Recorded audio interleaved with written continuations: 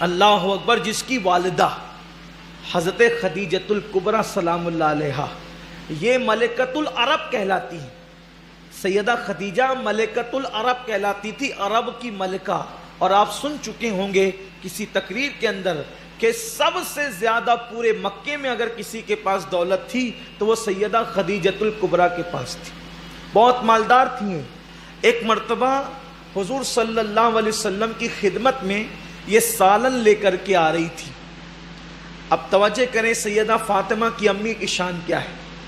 ایک مرتبہ یہ سالن حضور دسترخوان پہ بیٹھے تھے، یہ سالن لے کر حضور کی بارگاہ میں آ رہی تھی، یہ سالن لا رہی تھی۔ ظاہر سی بات ہے حضور کا اپنا گھر تھا، اس گھر میں جہاں کھانا پکتا تھا وہاں سے یہ سالن لے کر کے چلی تو حضور کی نظریں ان پر ہی تھی۔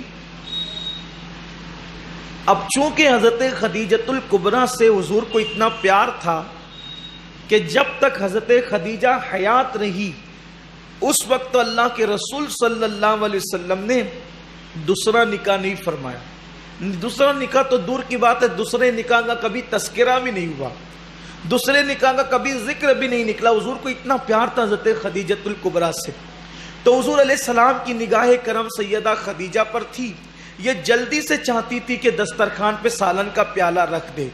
جلدی آنے کے لیے ان کا پیر پھسل گیا، پیر پھسل گیا۔ اب کوئی عزت دار انسان اور شریف انسان اس کا پیر پھسلتا ہے تو وہ شرما جاتا ہے۔ بلکہ آج بھی آپ دیکھیں اگر کوئی عزت دار آدمی بائک چلا رہا ہو، شریف آدمی، اور وہ بائک جو ہے وہ بجھ جاتی ہے، بند ہو جاتی ہے، تو بھی انسان کو شرم آتی ہے کہ یہ پبلک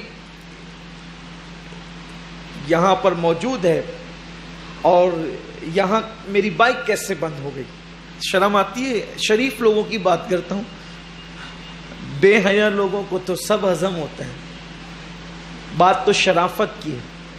یہ اندر سے ایک فیلنگ ہے شرافت کی۔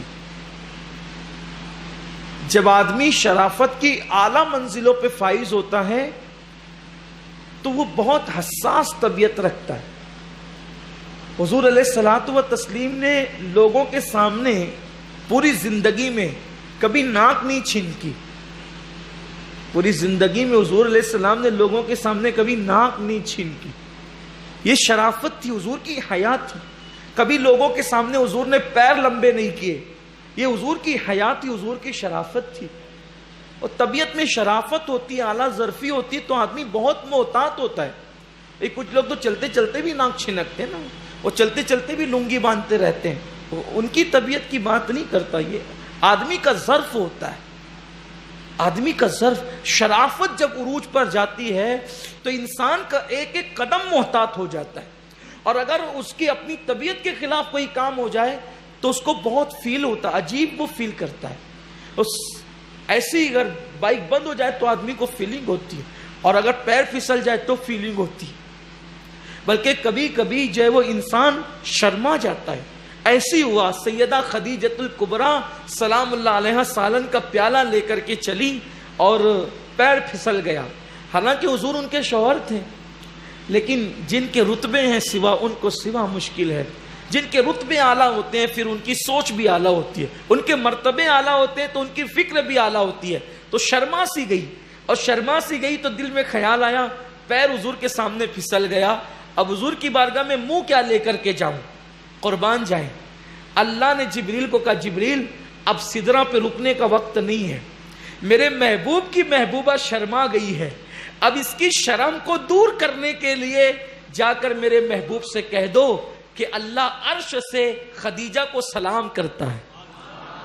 تاکہ تھوڑی سی پریشانی آ گئی ہے نا پیر پھسلنے کی وجہ سے، وہ دور ہو جائے۔ قربان جائیں، ادھر حضرت خدیجہ سالن کا پیالہ لے کر کے پہنچی کہ حضور سے کیسے وہ بات کہوں کہ پیر پھسل گیا۔